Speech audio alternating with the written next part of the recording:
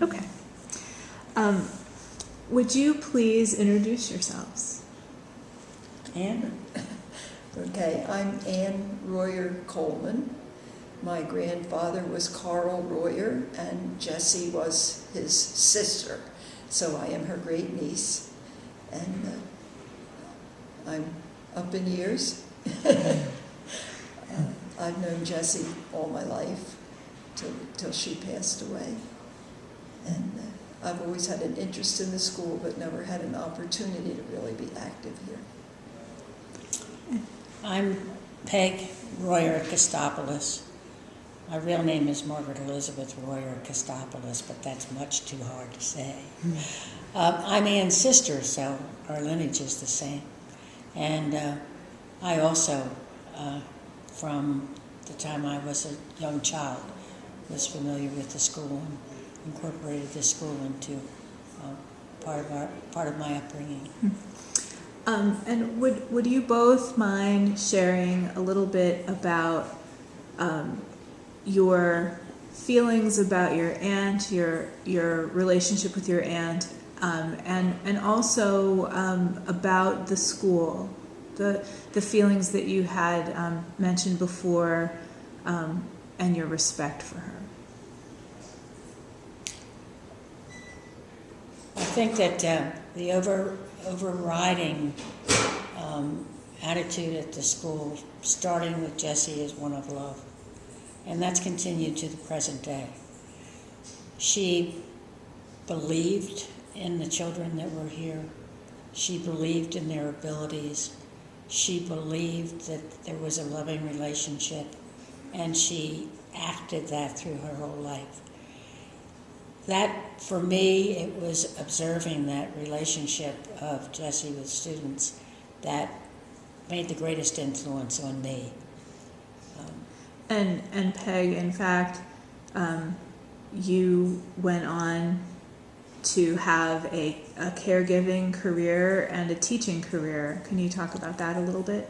I went into nursing, and as a part of my career, I taught at Johns Hopkins School of Nursing and also at the Community College of Baltimore. And then later I went into administration, but still had a large teaching component with what I was doing.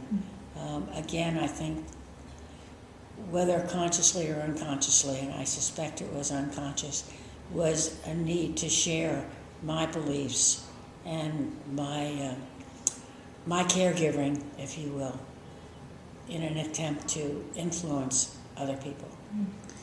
And Anne, you also admired your great aunt. Can you talk about that a little bit? Absolutely.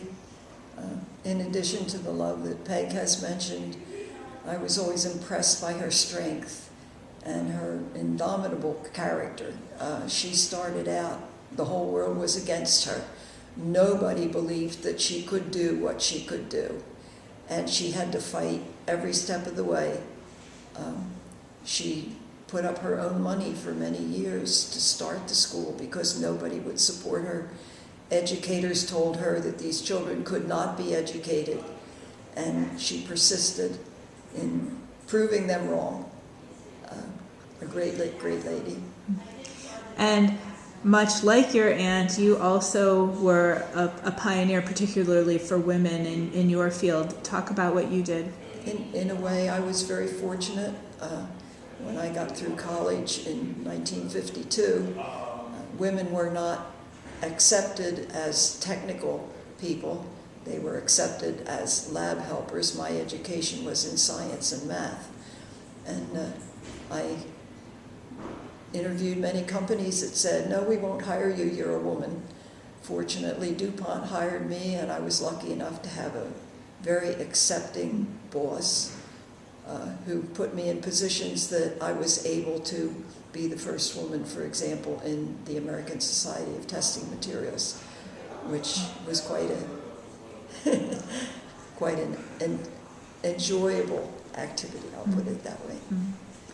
And you both talked about times that your aunt, it wasn't so much that she would talk philosophy. It was that you saw her doing things, and you heard about her doing things. Would you mind sharing the story of the girl who could not walk, and your aunt's solution that helped her to walk? There was a young girl who came, and I don't remember her exact age, but large enough that in relation to a barrel, she was taller. She had been kept in a high chair her whole life because she was blind. She wasn't allowed to run or walk or go anywhere. And so Aunt Jessie got a barrel, and she put wheels on the barrel, and she probably put straps on it, but if not, she put it over the girl so that she could put her arms on the side, and that's the way she learned to walk and developed her lower extremities. And Anne, you were touched by the story of Bobby. Could you talk about Bobby a little bit? Bobby was 5.5 years old when he came. He was carried in by his father. He weighed 26 pounds, which is about the age of an 18-month-old baby. He had never been out of a high chair. He had never learned to eat. He had been bottle fed his entire life. His arms didn't work, his legs didn't work. And Aunt Jessie, who by the way was called Mother Graves by all the students because they loved her so, our Aunt Jessie taught Bobby bit by bit how to eat first puddings and then solid foods. She had to teach him how to chew. She had to give him hand strengthening exercises so that he could hold a spoon for himself. And at one point she took him to a concert, and he came home and he sat down at the piano and played what he had heard at the concert.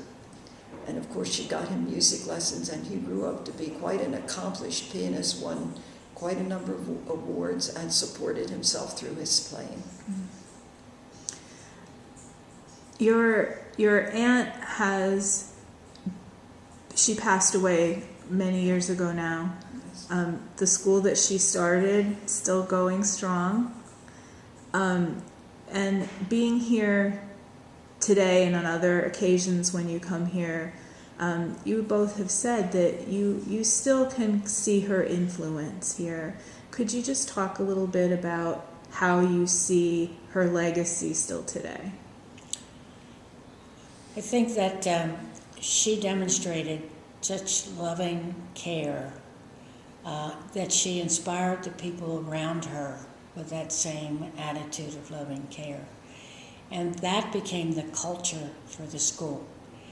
As people came in and as the school expanded, they too were assimilated into that culture.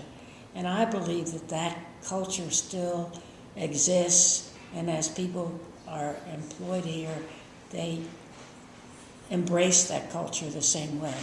I don't think I've ever seen happier faculty or workers anyplace. And I believe it's because of that culture that's here. Anne, is there anything you would add to that? I don't think so. I think that Peg said it very well. Okay. Thank you, guys.